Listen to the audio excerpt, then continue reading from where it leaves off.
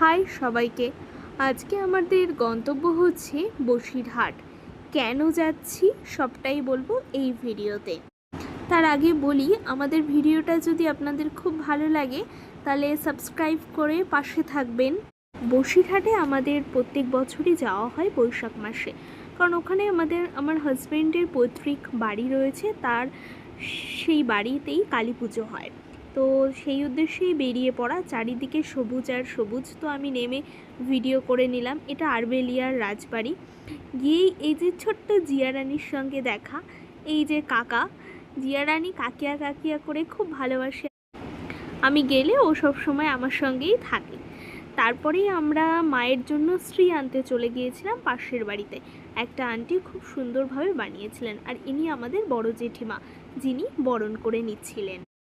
দেখো, এই রিচুয়ালগুলো আমার সত্যিই খুব ভালো লাগে।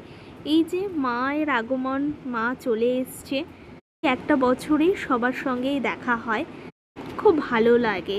জেঠিমা, কাকিমা সবাই আছে।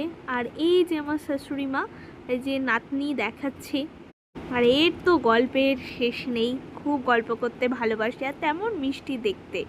তারপর রাত্রেবেলাটায় আমরা সেজে গুজে মায়ের পুজো দেখছিলাম।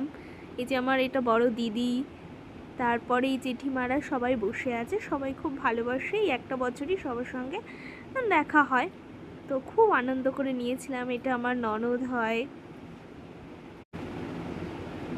দেখো তোমরা কেমন লাগছে আমাদের দেশের বাড়ির পুজো, অবশ্যই জানিও। আর মা খুব জাগ্রত, সবার খুব মঙ্গল করুক।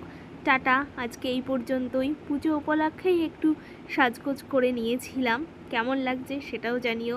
বাই, চলে আসবো আবার নেক্সট ভিডিওতে। সাবস্ক্রাইব করে পাশে থেকো।